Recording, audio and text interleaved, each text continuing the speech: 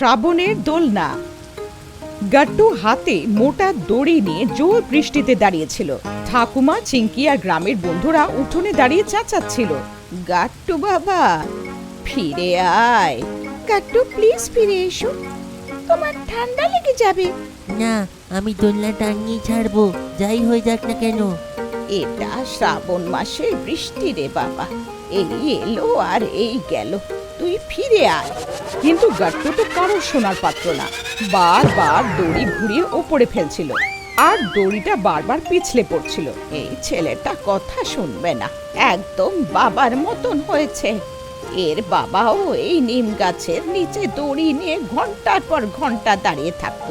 শ্রাবণ আরম্ভ হয়েছিল। শ্রাবণ মানে বৃষ্টির আসা যাওয়া আর উৎসবের খাজানা। ছুটি ছিল, তাই গাট্টু আর চিঙ্কি শহর থেকে গ্রামে এসেছিল। নিজেদের গ্রাম, নিজের বাড়ি। শহর থেকে বাইরে গাছপালার মধ্যে ওদের বড় একটা পুরনো বাড়ি ছিল, যেটাকে ওয়াডা বলে। এত বড় ওয়াডাতে ঠাকুমা একলাই থাকতো।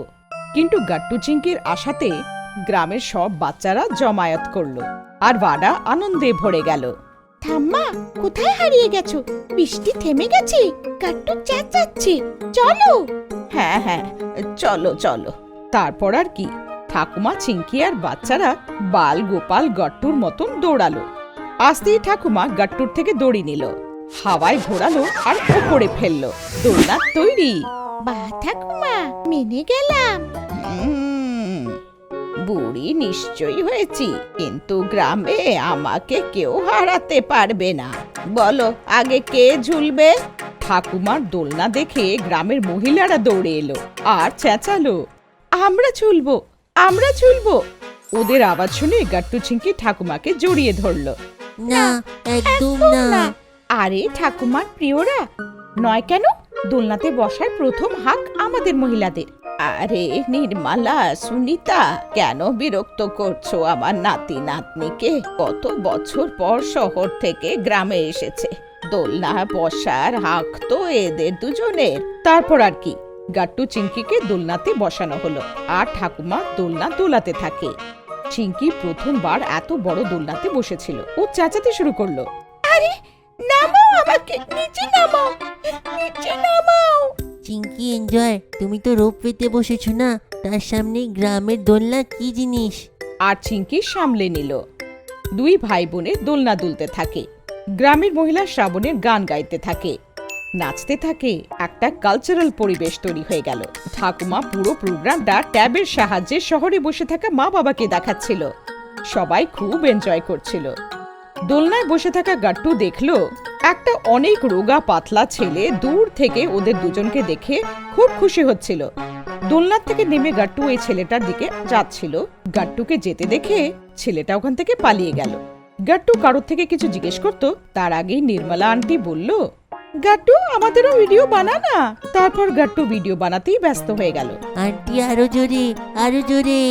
আরে আমার মধ্যে তোমার ঠাকুমার মতন শক্তি কই? ঠাকুমা দেখাও নিজের শক্তি। আর যেই ঠাকুমা দোলনা সামলালো, গাট্টু চিঙ্কির মুখ হাঁ করে খুলে গেল। মা, বাবা দেখো, ঠাম্মা দোলনা জোরে জোরে দুলছে। দেখো দোলনা কোথা থেকে কোথায় যাচ্ছে। দিদা আরো উপরে, আরো উপরে, আরো উপরে। আর ঠাকুমা না হাঁপিয়ে দোলনা দুলতেই থাকলো। তারপর সবাই একটা লম্বা বিশ্রাম নিল। দিদা, শহরে আমরা রোজ কোনো না কোনো অ্যাডভেঞ্চার করি, কিন্তু দোলনা তো সব থেকে সুপার ডুপার। এইটা শুনে ঠাকুমা জোরে বলল, আরে সেই সব তো তোমাদের শহরের লোকেদের ঘ্যাম। এই দোলনাটা হচ্ছে দেশি।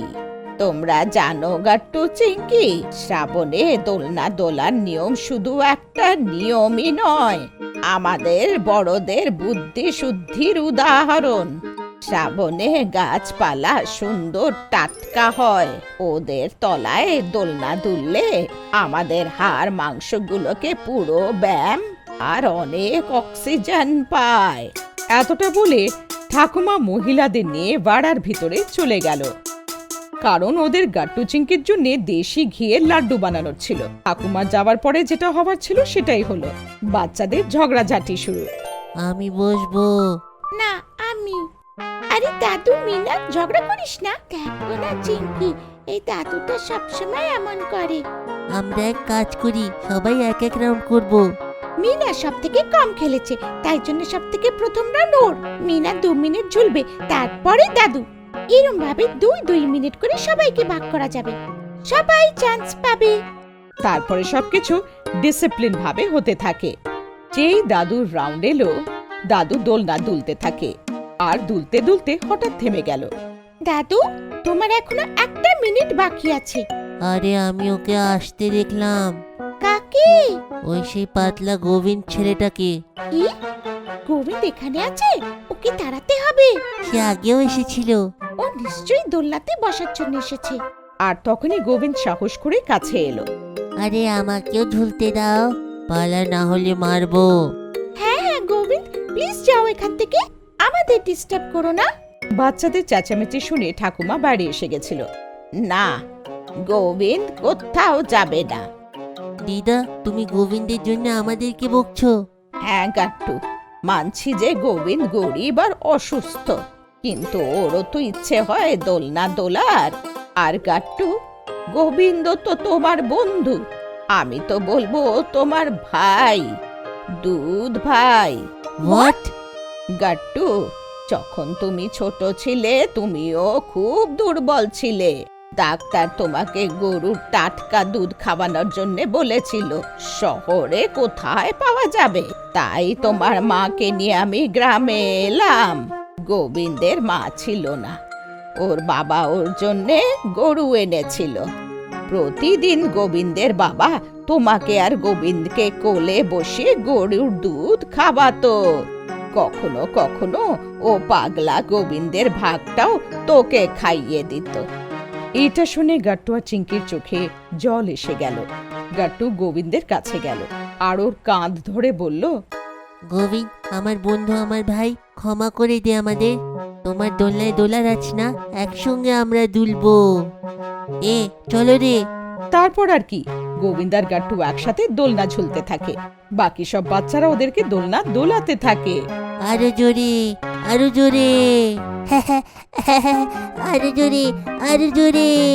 আর এইভাবে শ্রাবণের দোলনা দুলতে থাকা গাট্টু গোবিন্দ ঠাকুমার কৃষ্ণ সুদামার মতন দেখতে লাগলো।